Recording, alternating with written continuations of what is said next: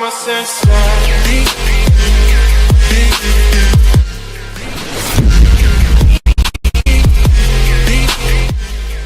Democrats have suffered a series of close losses in special elections in 2017, contributing to the broad sense, especially among Democrats themselves, that Donald Trump had a kind of supernatural appeal that defied political physics and rendered metrics such as his dismal approval rating suspect.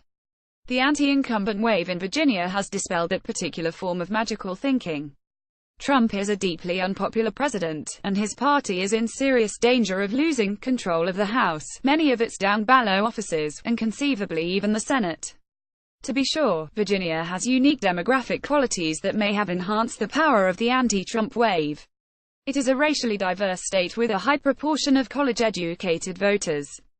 But there are many House Republicans from districts with similar demographic profiles, in New Jersey, New York, and California, among other places.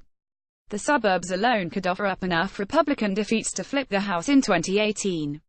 What is remarkable is that the Republican plan to avert this catastrophe is to inflict economic hardship on these very constituents.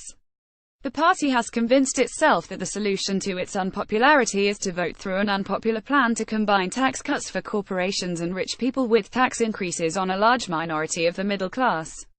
The highest doses of fiscal pain of the Republican plan would be concentrated on upper-middle-class voters who live in blue states, like, say, New Jersey, New York, and California. Republicans believe regressive tax cuts hold the solution to any problem. The economy is too slow, the economy might become slow in the future, the surplus is too high, there's a war, etc. Many of them will convince themselves that the Virginia blowout is all the more reason to pass their tax cut as opposed to finding some actually popular measures to pass. And maybe there is a certain logic to this. If they have rented the government for 2 years, they might as well get some mileage out of it. But there is also a heavy dose of genuine self-delusion at work. Since 2000, Democrats have been talking about Republican tax cuts benefiting the richest 1%. Conservatives have grown so habituated to denying or dismissing this figure, they have failed to wrestle with its implications. When they are committed to transferring resources to 1% of the public, Democrats can stand for the interests of 99%. They don't need to take a radical left-wing stance to oppose the GOP agenda. They can defend the prerogatives of fairly affluent voters who are still getting hurt at the expense of the super-rich. It is a very favorable position. In the meantime, there is no sign of any corrective impulse within the Republican ranks. Its voters are too far gone, locked into the bubble of party-controlled media and unable to grasp the need for a course correction.